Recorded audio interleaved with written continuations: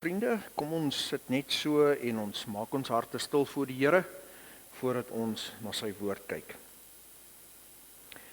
Here, weer sê ons vir U soos elke Sondag baie dankie dat U ons veilig hierheen gebring het en dat U ons deur hierdie week gespaar het. Baie van ons was op reis, baie van ons het dinge gedoen. U was oral met ons, Here, en U het ons veilig teruggebring tot by hierdie plek, waar ons vanmôre kan kom en kom sit en kom leer uit U woord. En ons sê vir U dankie daarvoor, Here. Dankie vir die voorreg. Maak ons lief vir U woord, Here. Lief vir die gesag van U woord, die waarheid van U woord. Maak ons lief vir U, Here. Stort U liefde in ons harte uit, vir U en vir alle mense. En ons vra dat U hierdie diens baie ryklik sal seën. Ons bid vanmôre vir al ons paas, Here, wat vanmôre hier teenwoordig is. En ons bid dat U vir hulle ook ryklik sal seën en dat U op hierdie dag vir hulle baie spesiaal sal naby wees. Gee vir hulle ook insig in die manier hoe hulle kinders moet raad en rigting gee en ook later hulle kleinkinders. Ons bid, Here, dat U met elke een van hulle sal wees, soos wat ons U ook gevra het met ons moeders. Ons bid, Here, dat U elkeen sal seën nou. En dankie, ons kyk op na U, Here. Ons is lief vir U. In Jesus se naam. Amen.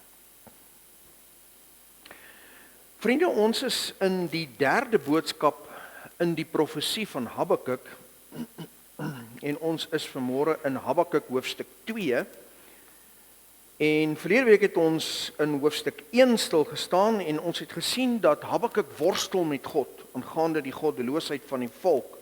Hy het God vasgegryp en hy het God vasgehou in 'n soort van 'n stoeigreep om te sê, Here, ek verstaan nie hierdie dinge nie, waarom doen U nie iets nie? En God wat hom dan antwoord en sê wat hy gaan doen, en dan wat Habakuk weer met God worstel en sê, maar nou gaan U te ver. U stuur hierdie goddelose Babiloniërs teen ons, en hy's nie gelukkig nie. En dan Habakuk wat op die einde van die dag gaan stil sit en sê, ek is reg dat die Here my kan korrigeer. En ons het gesien verlede week dat ons 'n las moet hê vir verlore mense, en dat ons God altyd moet nader met die regte gesindheid. Vandag gaan ons voort na die tweede gedeelte van hierdie eerste deel en ons is in hoofstuk 2. Die opskrif van hierdie hoofstuk in ons Bybels is die antwoord van die Here. God antwoord hom nou. In die King James is die opskrif The righteous shall live by his faith. Ons tema vandag, geloof wat red. God antwoord nou vir Habakuk en hy begin aan hom te verduidelik hoe dat hy hierdie visioen wat God vir hom gewys het, moet bekend maak aan die volk. Blaai saam met my in die woord van die Here na Habakuk hoofstuk 2 en dan lees ons vanaf vers 2 saam. Ons gaan net eers vers 2 doen en dan aanbeweeg na die res van die hoofstuk. Toe antwoord die Here my en sê, skryf die gesig op en grafeer dit op tafels, kliptafels, sodat hulle dit in die verbygaan kan lees. Habakuk moet nou dit wat God aan hom gewys het op die klipmure skryf, sodat die wat daar verby beweeg dit kan sien. Die wat besig is met hulle alledaagse lewe, dit sommer maklik in die verbygaan kan lees. Die boodskap moet plain en eenvoudig wees, sodat mense dit in hulle besige lewens kan inneem. Maklik verstaanbaar vir die gewone mense van Juda. En hier, vriende, sien ons 'n voorbeeld in die Ou Testament van die eenvoud van die ware evangelie. Ons sien dat dit die hart van God is om die boodskap van die evangelie en die boodskap van sy liefde eenvoudig en verstaanbaar te maak vir mense. Hier is ook een van die duidelikste onderskeidings tussen die ware evangelie van redding, wat lei tot wedergeboorte en heiligmaking, en dan die valse, mistiese godsdienste, wat altyd ingewikkeld, misterieus en moeilik verstaanbaar is. Die Romeinse Katolicisme het byvoorbeeld uit die eeue uit sy pad gegaan om die eenvoudige en gewone mense geestelik blind te hou. Veral die eeue omtrent, ek dink hierdie laaste ruk het dit bietjie verander, maar vir eeue het die Rooms-Katolieke Kerk sy gewone lidmate verbied om die Bybel te lees. Net die priesters en die biskoppe mag die woord van God gehanteer het, en wanneer mense in kerke gesit het, was dit dikwels in Latyns aan hulle oorgedra. Hulle het nie geweet wat sê die man nie, want die mense moes versluier gehou word. Verder is die rites en die sakramente van hierdie valse, mystiese godsdienste ingewikkeld, sodat dit die geestelike kan versluier en dat dit vrees kan opwek by mense en hulle kan vul met bygelowe. Dit is nie hoe die koninkryk van God werk nie. Glad nie, vriende. Die koninkryk van God en die ware evangelie is eenvoudig. Dis verstaanbaar vir gewone mense. Daarom is dit dan ook so dat die ware evangelie van wedergeboorte deur gewone kinders van die Here, wat nie opgelei is nie, wat nie predikante is of sendelinge nie, gewone kinders van die Here wat Jesus liefhet, kan die evangelie versprei op talle maniere, deur radio, deur die traktate, deur Bybeltjies wat in hotelle en in gevangenisse gelos word en by skole afgegee word, soos die Gideons dit doen. Instrumente soos die Jesus film wat gebruik word om mense van alle nasies en tale van die evangelie te vertel. Een-op-een getuienis tussen mense van gewone lidmate, beeldmedia, sosiale media, plakate, advertensieborde, CD's, voice notes, enige iets. God gebruik enige iets, want die evangelie is eenvoudig, maklik verstaanbaar. Enige manier om mense te bereik, sommer dikwels so in die gejaag van die alledaagse lewe. Habakuk was waarskynlik een van die eerste mense wat 'n soort van 'n billboard moes opsit met 'n boodskap van God af vir die mense. Duidelik verstaanbaar, duidelik sigbaar, sodat die mense van Juda dit kan lees. In vers 3 gaan God voort en hy sê vir Habakuk, raak nou rustig, hierdie profesie sal in vervulling gaan op sy bestemde tyd. Luister wat sê God vir hom, hy sê, want die gesig sal nog duur tot op die vasgestelde tyd, maar dit spoed na die einde en sal nie teleurstel nie. As dit mag vertoef, wag daarop, want al te seker sal dit kom en nie versuim nie. En 'n mens kan 'n hele boodskap preek net oor hierdie versie. Dis so wonderlik, al hierdie waarhede in die woord van die Here.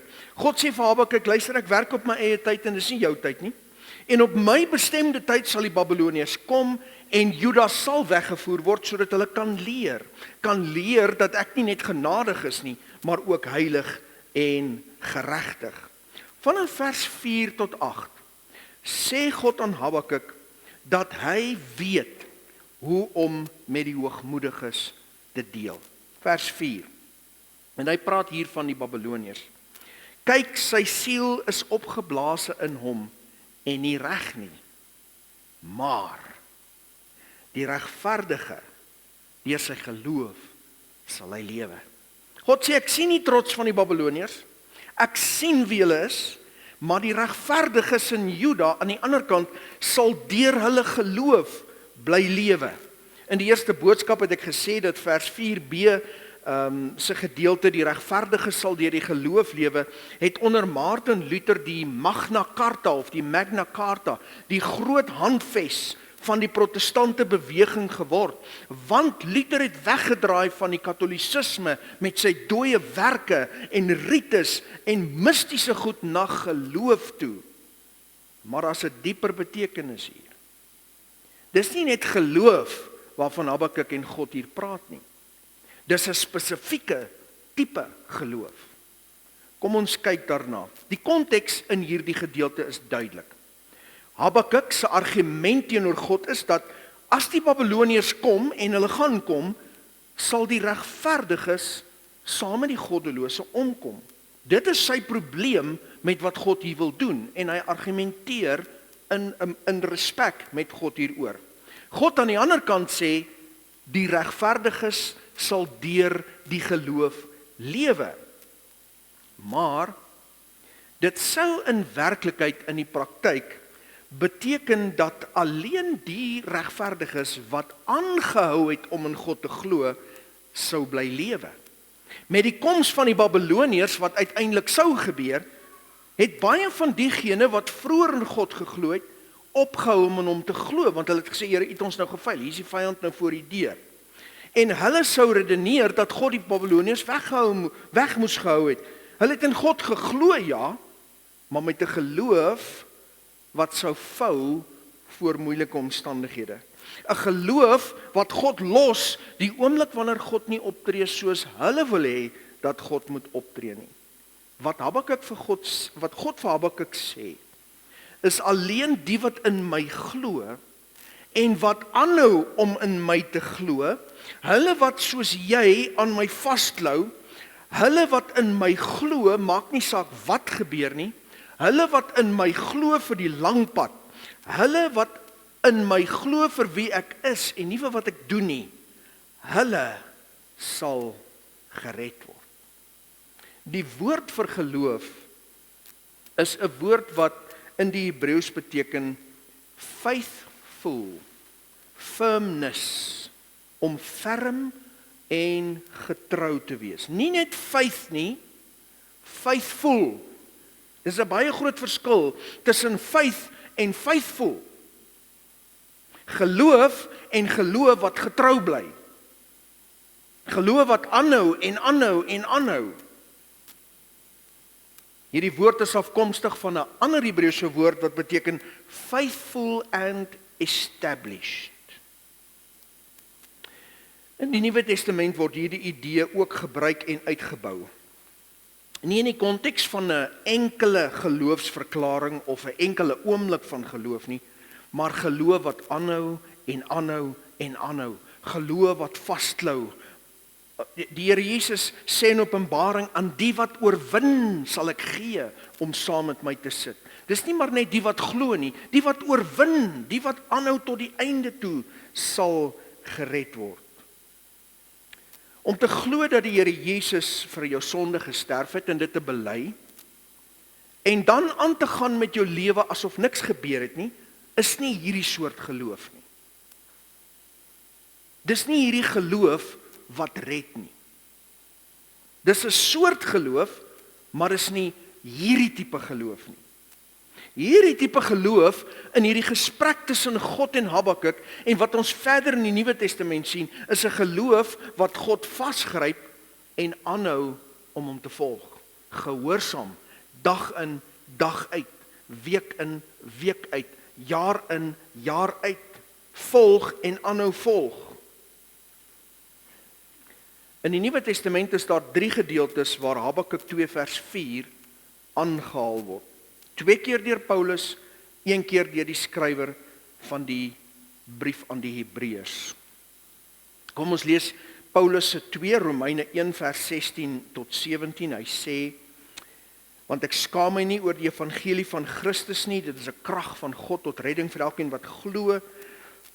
Eerste vir die Jood, ook vir die Griek, want die geregtigheid van God word daarin geopenbaar uit geloof tot geloof, soos geskrywe is, maar die regverdige sal uit die geloof lewe. 'n Direkte aanhaling van Habakuk 2 vers 4. Galasiërs 3 vers 10 tot 12. Almal wat uit die werke van die wet is onder die vloek, want daar is geskrywe, vervloek is elkeen wat nie bly in alles wat geskrywe is in die boek van die wet om dit te doen nie, en dat niemand deur die wet by God geregverdig word nie, is duidelik, want die regverdige sal uit die geloof lewe. Habakuk 2 vers 4. Maar die wet is nie uit die geloof nie, maar die mens wat hierdie dinge doen. Sien, aktiewe werkwoord. Ons gaan aan daarmee. Ons is nie maar net in 'n oomblik in geloof en ons bely dit en ons het nou afgehandel en nou gaan ons aan met ons lewe nie. Ons doen hierdie dinge. Ons leef in dit. Dan Hebreërs 10 vers 34 tot 39. Luister wat sê die skrywer hier. Hy sê, want julle het ook saam met my gevoel in my boeye, en julle het die berowing van julle goed met blydskap aanvaar, omdat julle geweet het dat julle in julleself 'n beter en blywende besitting in die hemel het. Sien jy die mikpunt, die hemel? Nie maar sommer net om te kan sê, ek glo in Jesus nie. Ek het 'n mikpunt. werp dan julle vrymoedigheid wat 'n groot beloning het nie weg nie, want julle het lydsaamheid nodig. Wat impliseer hierdie woord? Lydsaamheid beteken dat ek getrou gaan bly en lydsaam saam met God gaan wandel, deur die valleie, oor die berge, deur die dik, deur die dun, wanneer God reageer, wanneer God nie reageer nie. Julle het lydsaamheid nodig, om nadat julle die wil van God gedoen het, die belofte te verkry. Want nog 'n klein tydjie, en hy wat kom sal kom en nie versuim nie. Vers 38 sê, maar die regverdige sal uit die geloof lewe, Habakuk 2 vers 4. En as hy hom onttrek, het my siel geen welbehae in hom nie. Maar by ons, sê die skrywer, is daar geen onttrekking tot verderf nie, maar geloof tot behoud van die lewe. In al drie hierdie gevalle is die soort geloof waarvan hier gepraat word, die soort geloof wat aanhou en aanhou en aanhou en vasthou en aanhou vasthou, wat volg en gehoorsaam is en onderwerp, wat gehoorsaam is tot die einde deur sy genade. Ons Heiland sê vir ons in die Nuwe Testament by verskeie plekke dat ons moet aanhou tot die einde toe. Matteus 10 vers 22, julle sal deur almal gehaat word ter wille van my naam, maar wie volhard tot die einde toe sal gered word. Matteus 24:13, maar wie volhard tot die einde toe, hy sal gered word. Openbaring 2 vers 26, aan hom en natuurlik haar wat oorwin en my werke tot die einde toe bewaar, sal ek mag oor die nasies gee. Nie net die wat vir 'n oomblik hulle vertroue in Christus geplaas het en gesê het, wel iemand het nou vir my gesê ek moet hierdie gebed bid en nou het ek gebid en ek het die Here gevra om my sonde te vergewe en nou gaan ek aan met my lewe nie.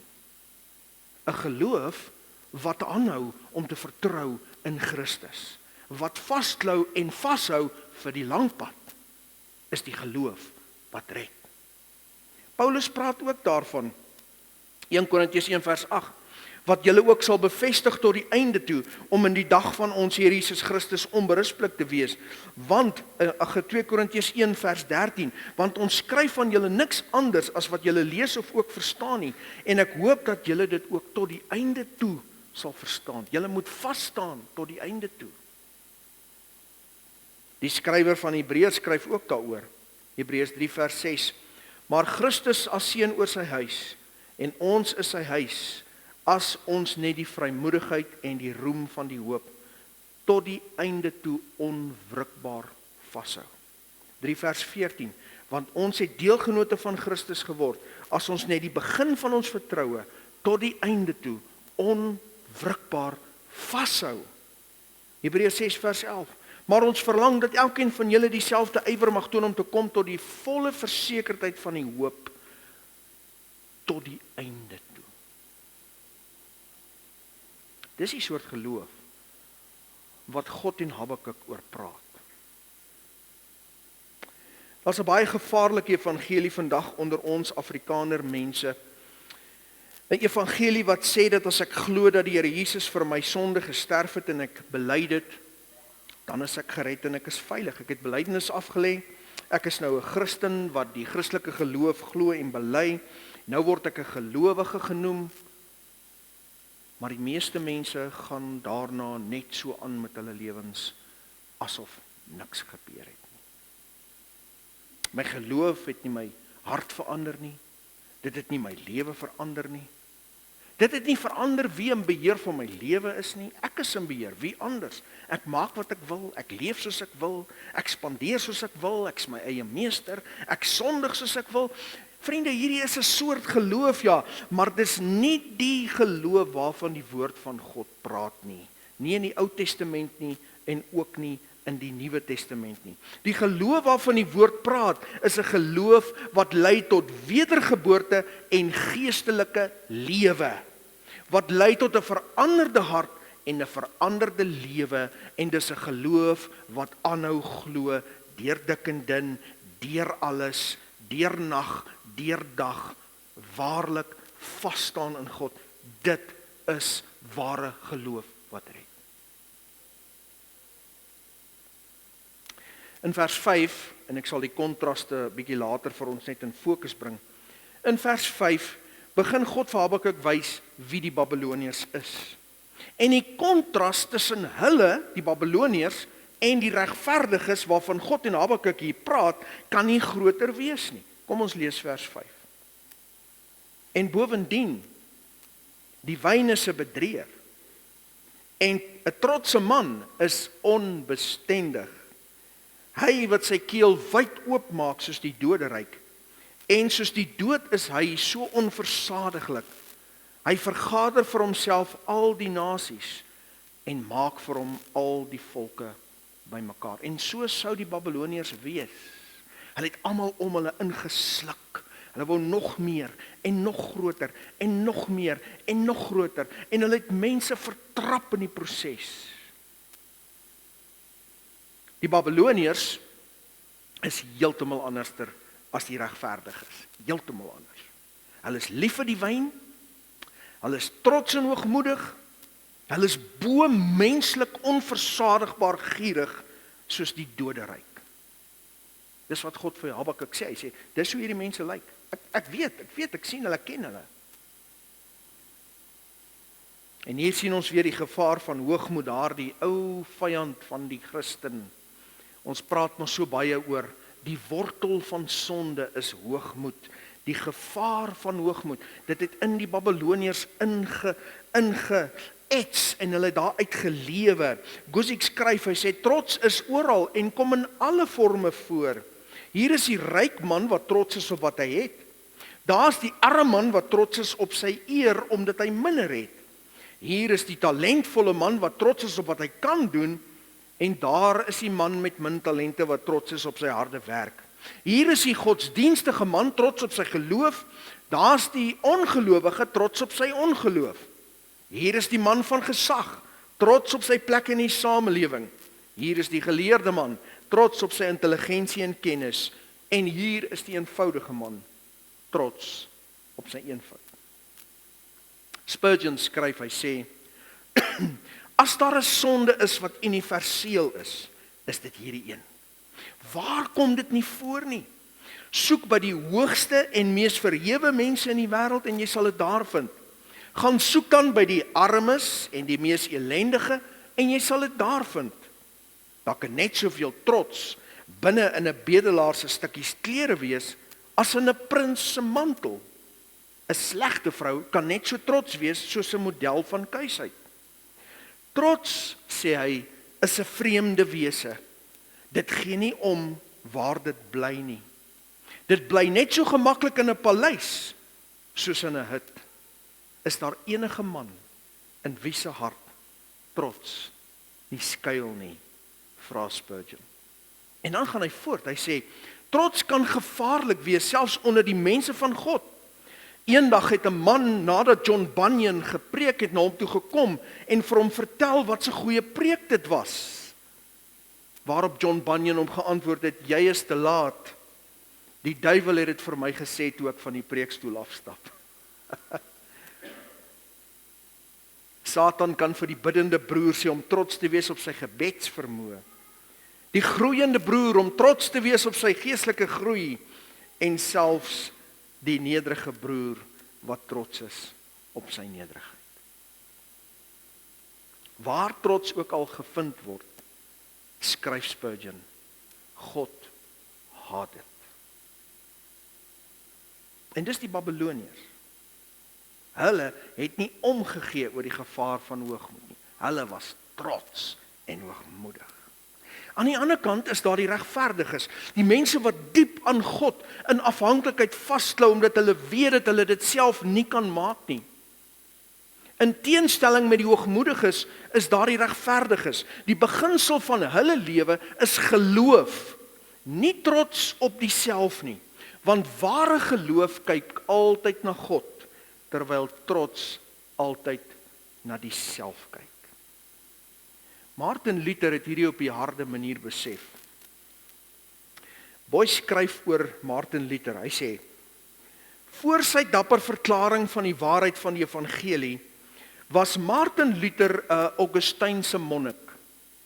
As 'n monnik het hy op 'n pelgrimstog na Rome gegaan, en toe hy besig was om die Alpe oor te steek, het hy dodelik siek geword.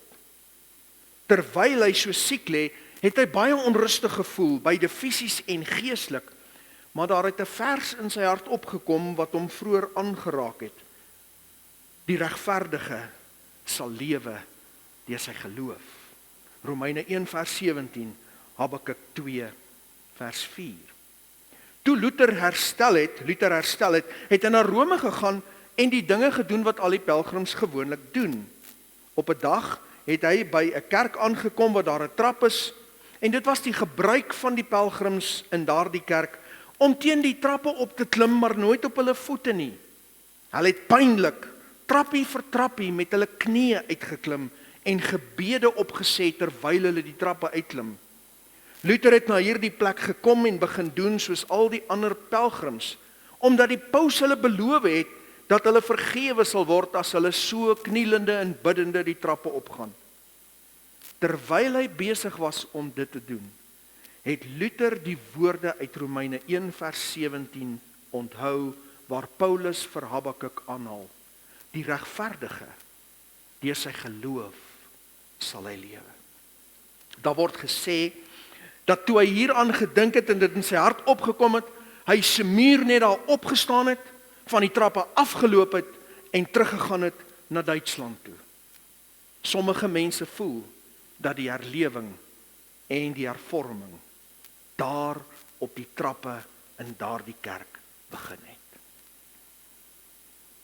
Luther sou later self skryf: voordat hierdie woorde in my gedagtes opgekom het, het ek God gehaat en ek was kwaad vir hom, omdat hy nie tevrede is om ons as mense met die wet en die ellendes van die lewe alleen te laat worstel nie, maar dan nog ons pyn en ellende verhoog deur die evangelie.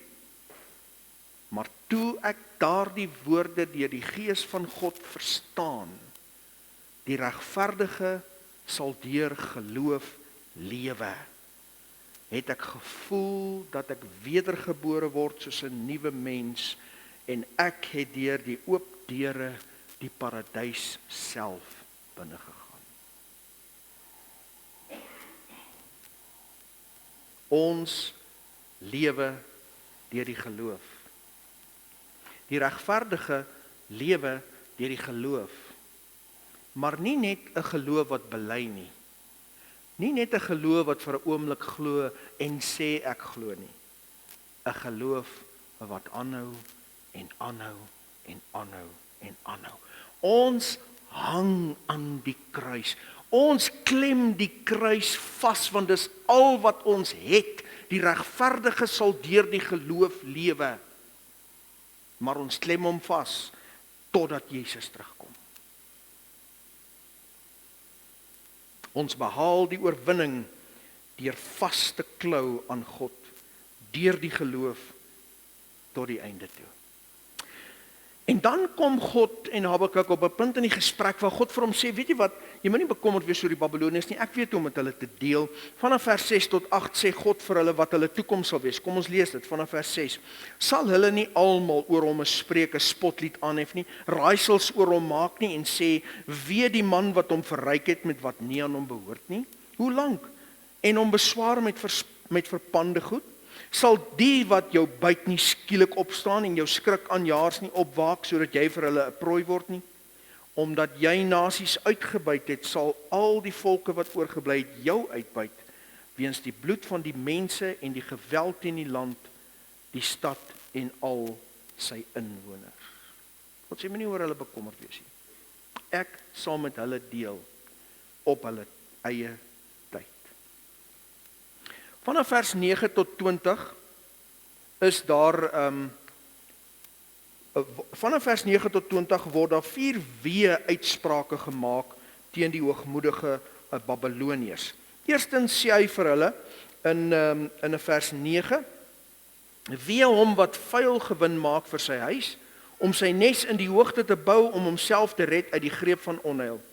Jy het skande beraadslag vir jou huis, die uitroeiing van baie volke, en jy het jou lewe verbeur, want die steen uit die muur roep en die balk uit die timerasie gee hom antwoord. God gee hier 4 wees teen die Babiloniërs. En die eerste een is gierigheid. God sê julle is gierige mense, julle kry nooit genoeg nie. Wee julle as gevolg hiervan. In Lukas lees ons die verhaal van die ryk man wat gesê het, ek sal my skure groter bou. Lukas 12, julle kan dit self gaan lees. Ek het nog nie genoeg nie, ek sal my skure groter bou. En dan sê God vir hom, jou dwaas, in hierdie nag sal ek jou siel van jou opeis.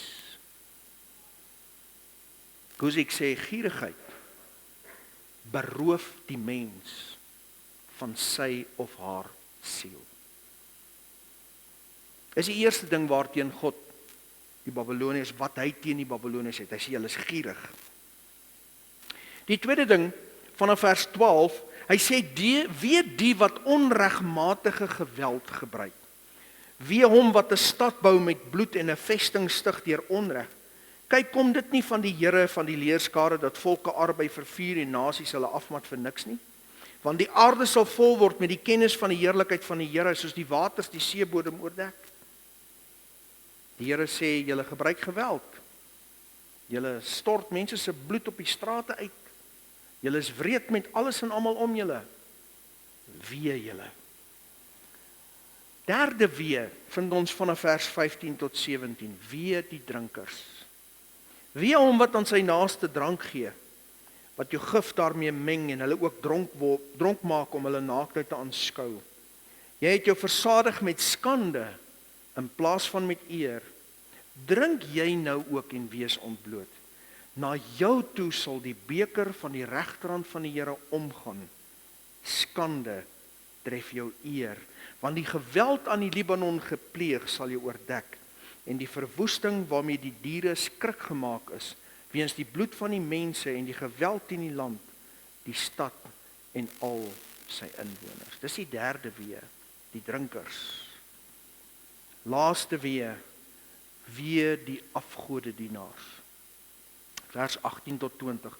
Wat baat 'n gesnede beeld dat sy maker dit reg gekap het, 'n gegote beeld wat 'n leenleraar is, dat die maker op sy eie maaksel vertrou deur stomme afgode te maak? Wie hom wat vir 'n stuk hout sê word wakker, vir 'n dooie klip ontwaak, kan hy 'n mens leer? Kyk, hy is oorgetrek met goud en silwer en daar's geen gees in sy binneste nie. Maar die Here is in sy heilige tempel, swyg voor hom o ganse aarde. En vriende, in hierdie tweede gedeelte van Habakuk 2 sien ons hierdie 4 interessante goed wat God teen die Babyloniërs het, die 4 wee verklaringe. Ek noem hierdie 4 wee verklaringe of die 4 goed waarteen God waarsku oor die Babyloniërs. Ek noem dit die 2 dodelike tweelinge van hoogmoed. Die 2 dodelike tweelinge van hoogmoed. Kom ons kyk gou na hulle. Hoogmoed het baie sondekinders, vriende, baie. Maar daar's 2 tweelinge wat saamloop, wat uit hoogmoed voortvloei. En hulle is baie gevaarlik. Die eerste tweeling is gierigheid en afgoderry. Die 2 loop saam. God sê in die Nuwe Testament, gierigheid is afgoderry. Gierigheid is afgoderry en afgoderry dryf gierigheid. En omdat gierigheid die mens beroof van sy ewige siel, is dit baie gevaarliker as wat mense dink. God kan geen gierige mens gebruik nie. Geen gierige mens. Want gierige mense wil God en mammon dien. Jy kan nie beide dien nie. Die volgende woorde van ons Heiland behoort 'n groot waarskuwing te wees vir elke bloedgewaste kind van die Here. Luister na hierdie woorde. Jesus sê vir sy disippels: "Voorwaar ek sê vir julle dat 'n ryk man beswaarlik in die koninkryk van die hemele sal ingaan. En verder sê ek vir julle, dis makliker vir 'n kameel om deur die oog van 'n naald te gaan as vir 'n ryk man om in die koninkryk van God in te gaan." Nie my woorde nie, ons Heiland se woorde. Hoekom? Want gierigheid is afgoderry en afgoderry dryf gierigheid. Dis die eerste tweeling van hoogmoed. Dit bring ons by die tweede tweeling, drank en geweld. Weereens, die 2 loop saam. waar daar drank is daar altyd, in een of ander vorm, geweld. Of dis fisies, of dis emosioneel, of dis verwaarlosing, of dis verbale misbruik, of dis 'n swanger ma wat drink en haar eie ongebore kind benadeel. Drank en geweld loop altyd saam. Drank en skade loop altyd saam. Die Babiloniërs was verskriklike drinkers.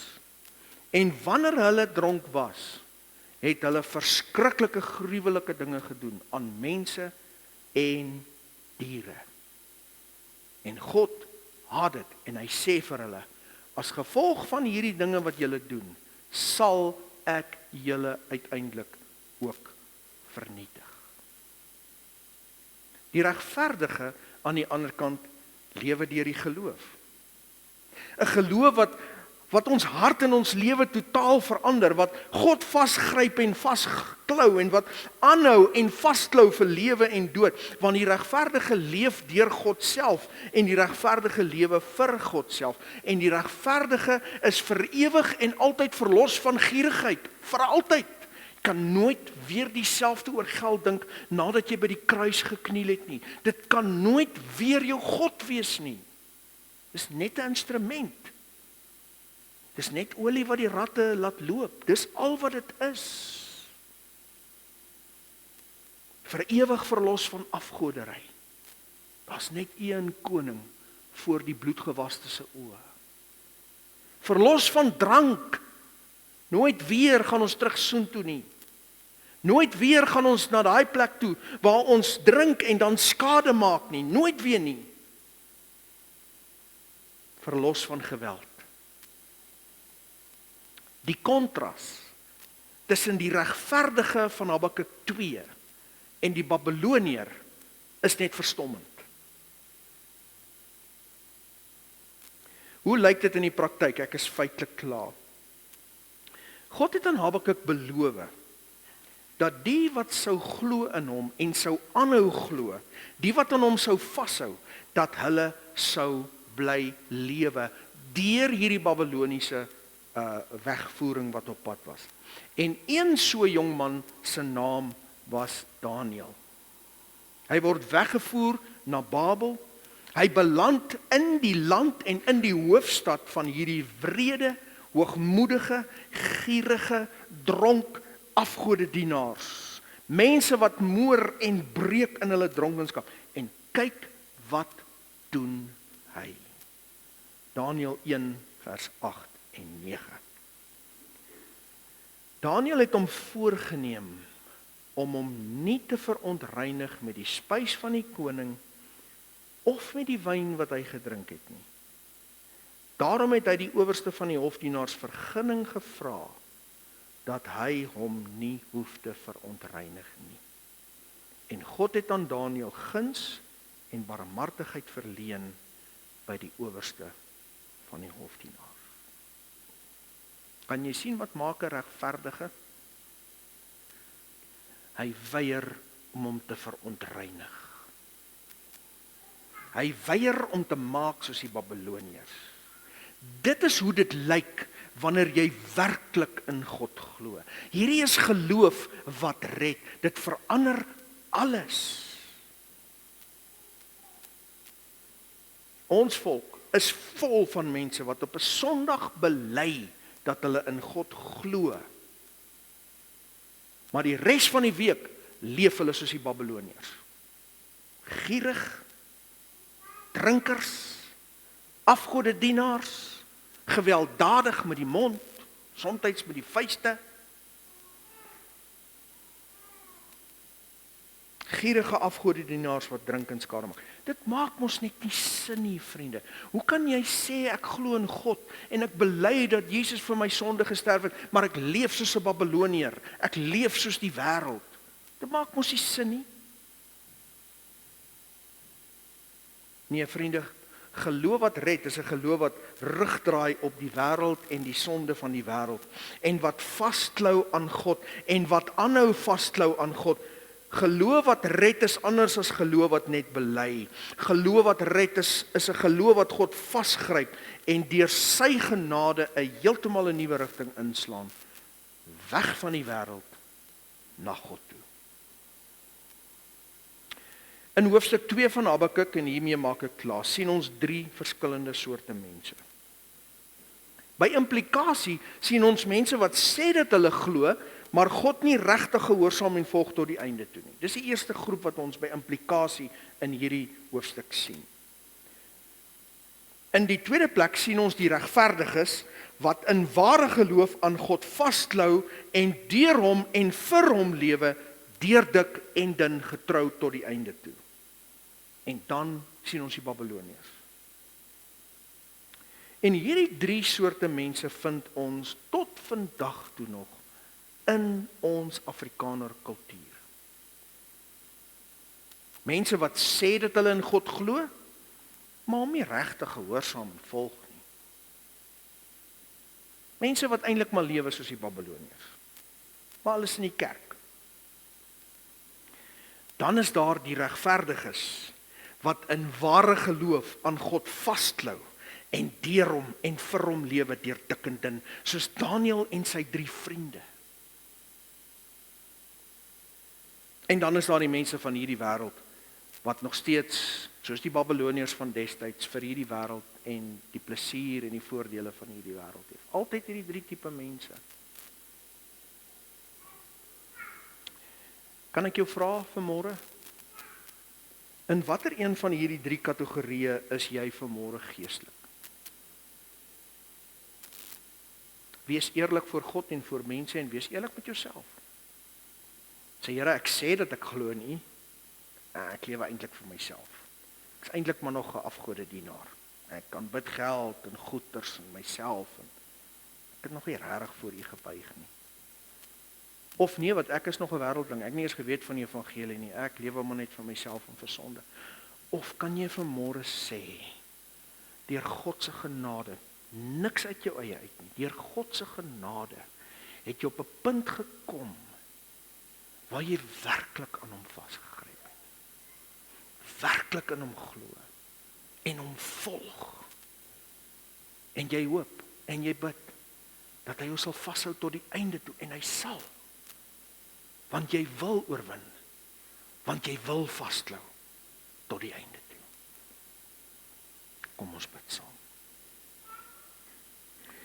Dankie Here dat U woord so duidelik is. O, ek bid dat U in ons harte sal werk geloof wat red. Wat U vasgryp.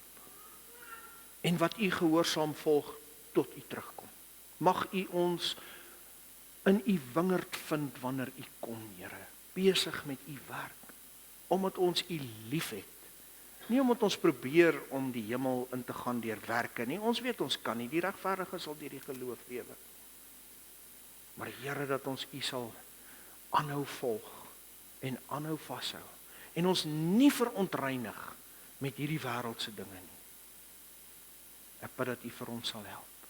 Vir daardie persoon wat hulle bely dat hulle in U glo, maar hulle volg U nie regtig nie. Ek bid Here, o, trek hulle nader. En vir daardie mense wat in die wêreld lewe, maak hulle oop, Here. Ons vra hierdie dinge net in U kosbare en heilige naam alleen.